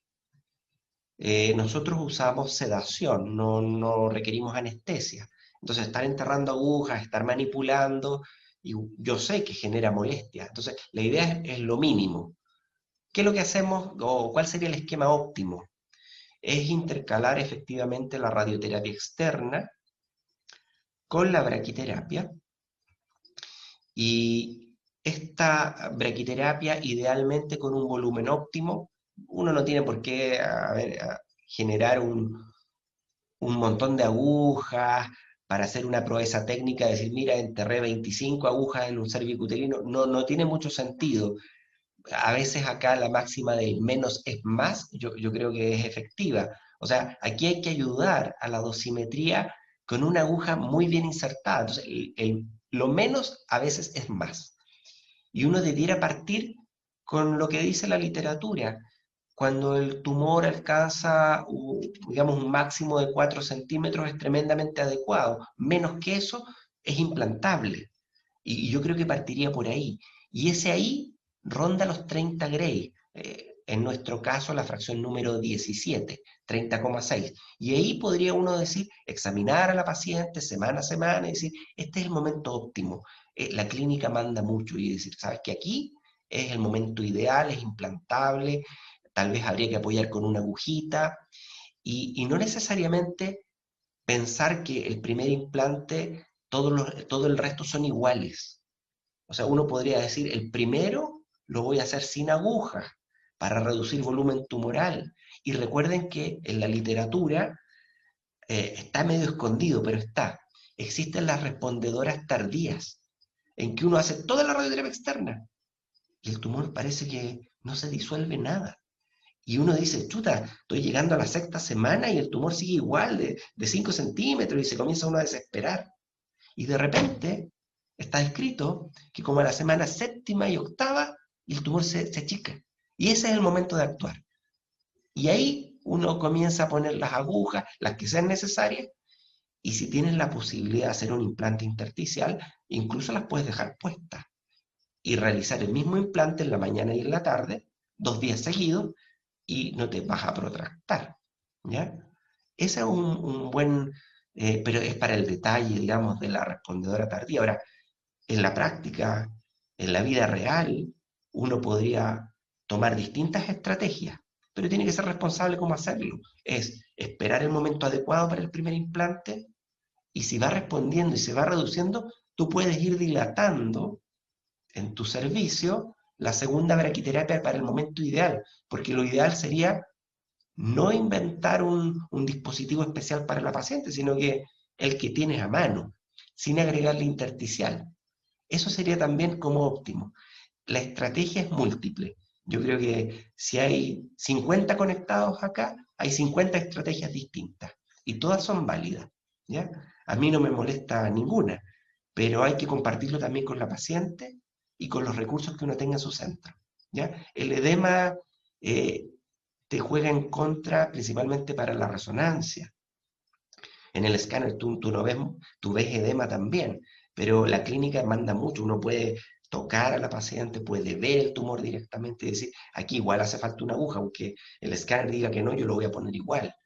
Y ahí tú ves si la activas o no. Entonces siempre hay que como pasarse un poquito para no quedar con una dosimetría de menos. No sé si respondo la pregunta, pero acá el enfoque es personal, ¿ya? Creo que acabo de ver una pregunta en el chat de Nidi Arco, que dice, ¿qué esquema se utiliza concomitante? De que creo que la respuesta está sobre los 30 Gray, pero más que dar la receta de cocina, lo importante es la clínica, es examinar a la paciente y ver cuándo pasa a ser implantable. Cuando uno tiene la capacidad intersticial, el volumen da lo mismo. Y si has hecho mucha intersticial, cualquier volumen te va a parecer pequeño. Pero aquí lo importante es también pensar, cuando menos es más. Mientras menos agujas ponga, mejor para la paciente. Pero siempre y cuando la dosimetría sea correcta, ¿ya? No sé si hay más preguntas, más comentarios. No sé si alguien quiere decir, oye, mi caso es el siguiente. Y podemos desarrollar la fórmula de nuevo. No sé si hay tiempo, etc. Me quedo en mi rincón y la palabra es de ustedes.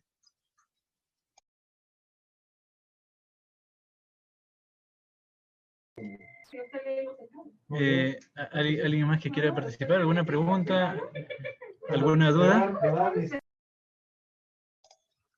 Yo los invitaría tal vez a desarrollar la lineal cuadrática de acuerdo a la realidad de ustedes.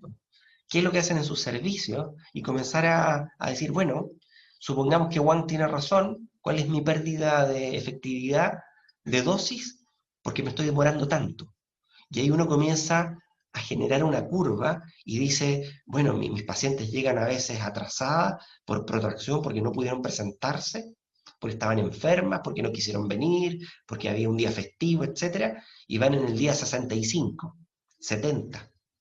Y la pregunta es, ¿valdrá la pena seguir aumentando la dosis?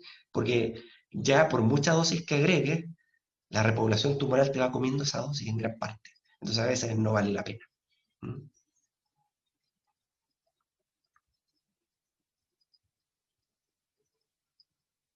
La pregunta de Esteban es, ¿hay lugar para iniciar tratamiento con braquiterapia intersticial para mejorar la eficacia de la radioterapia externa por el ambiente tumoral? Es decir, dar inicio con la braquiterapia antes del externo. Yo creo que es un tema más bien administrativo. Yo creo que todavía no están maduros los datos como para partir con braquiterapia.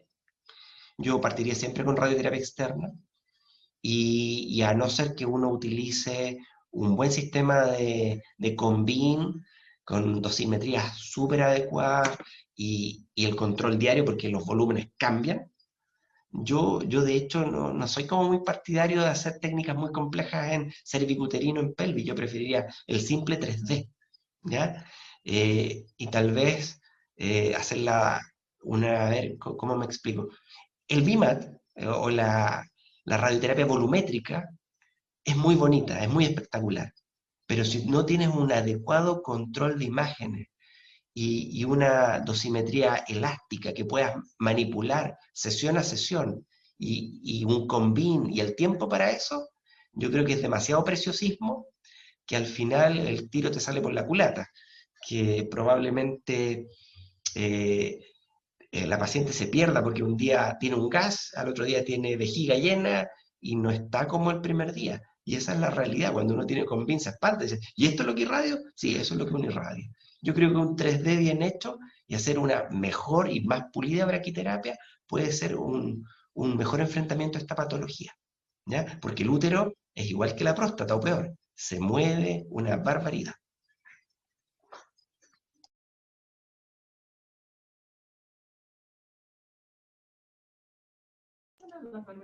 Y podremos terminar con la pregunta del doctor Herrera. sobre calcular el tiempo total del tratamiento. Le activé el micrófono, doctor Herrera, no sé si quiere... Sí, gracias. Una pregunta, doctor. Para calcular el BEP, tenemos que calcular el tiempo total de tratamiento, pero mi duda está en que siempre lo vamos a comparar con el tiempo de 40 días que propone Wang. Ya, mira, es excelente porque te quedó el concepto inmediatamente.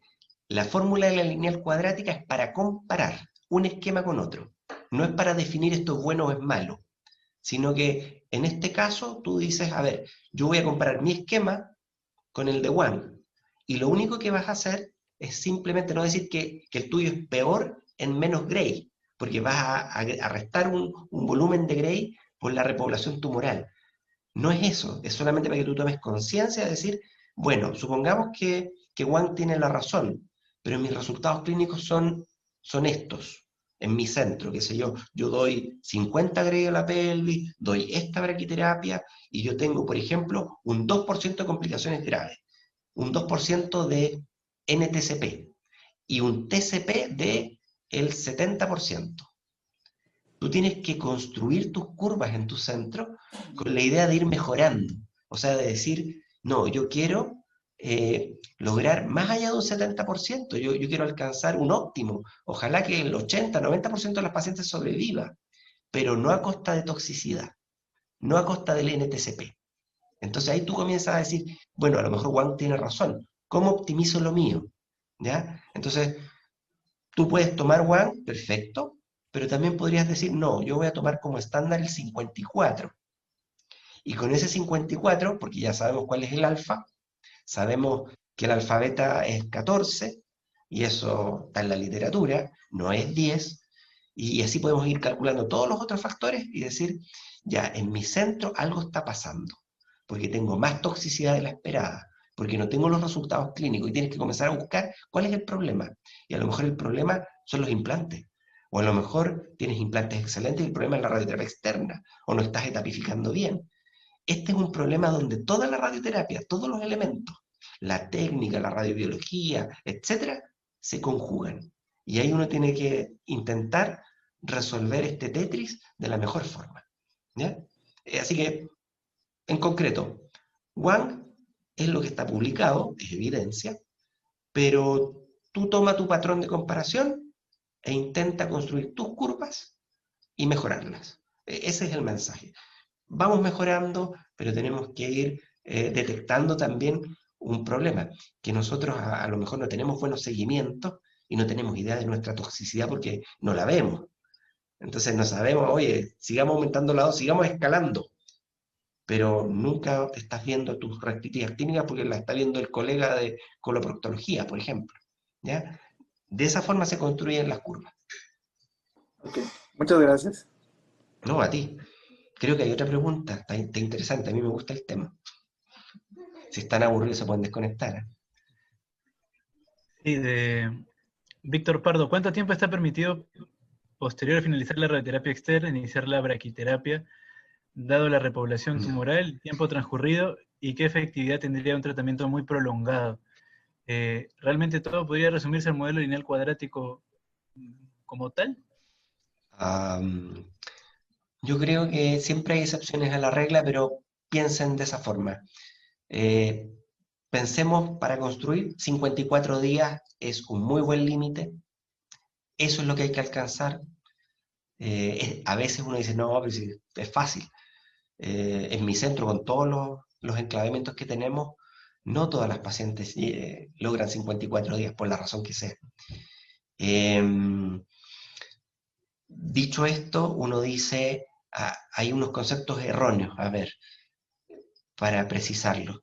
Si tú irradias la pelvis, hay muchos centros que irradian además como sobreimpresión los parametrios.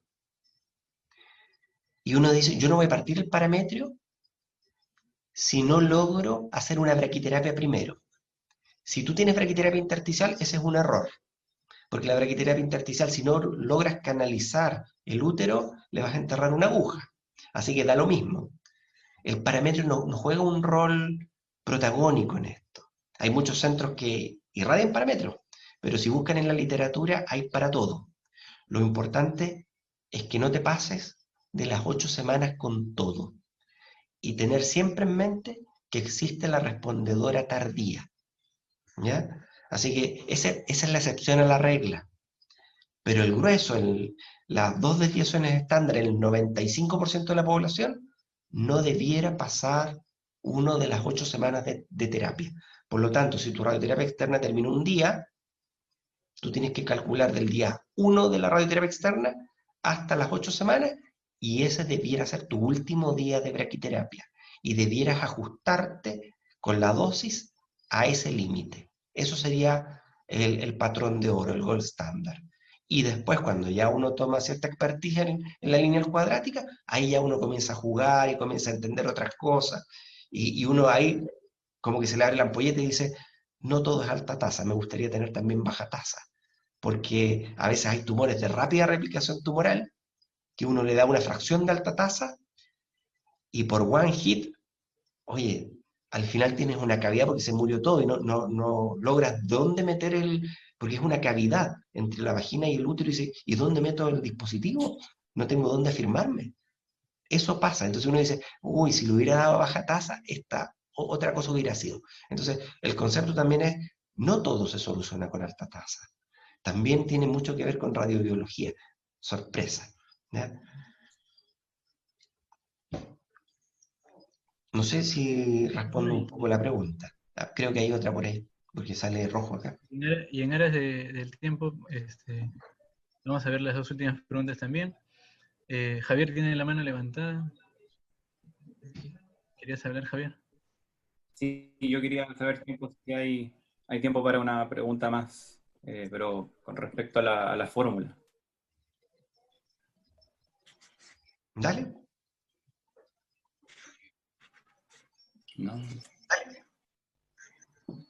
No sé si podría volver a compartir, doctor, la pantalla donde la Ya, la voy a pizarra, o a lo compartir mejor ahí. ya la borro. Si no, no te preocupes, voy a ver si la tengo.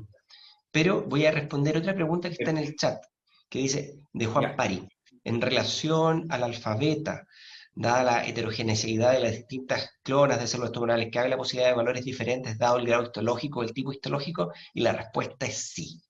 De hecho, está escrito en la literatura. Por ejemplo, es distinto un adenocarcinoma de un escamoso. Y esos 0,16 Gray a la -1 podrían ser perfectamente 0,25, 14, y está todo en la literatura. Uno busca el valor del alfa, ¿ya? Está escrito en pulmón, por ejemplo, en sarcoma.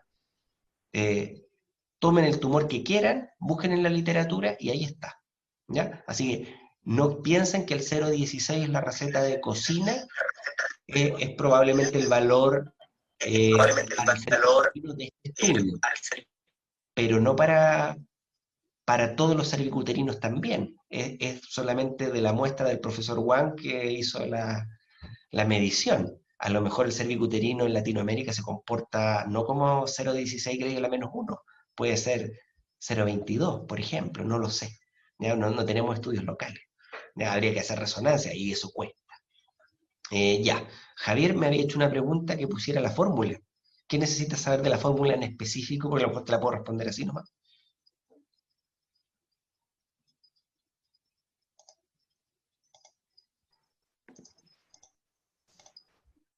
Ahí está Lo la que pasa es que fórmula. tengo una duda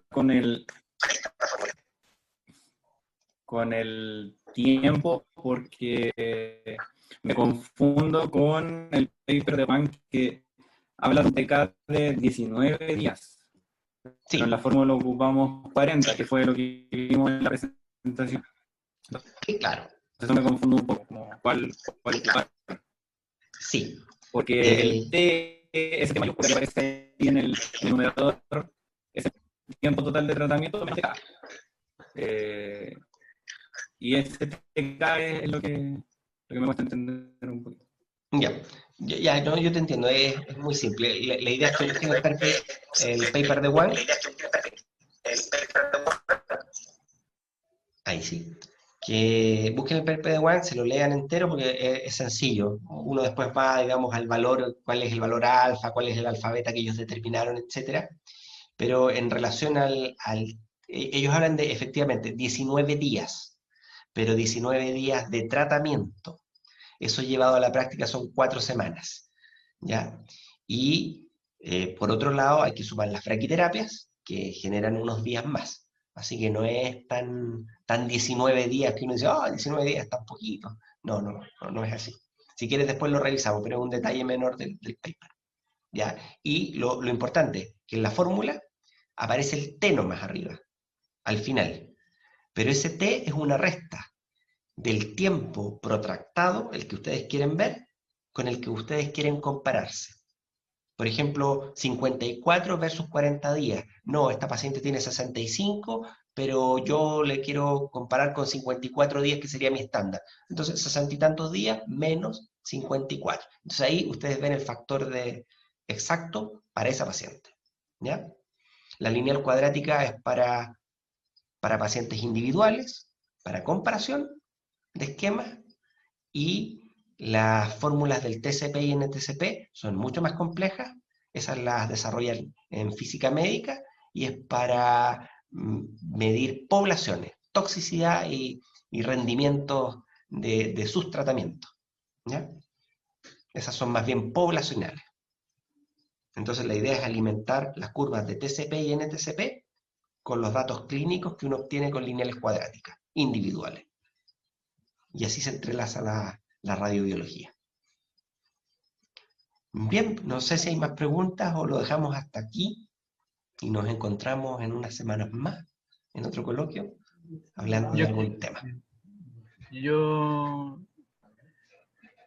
creo que no hay más preguntas. Creo que agradecer, doctor Apolo, por tan buena exposición, por tan genial exposición.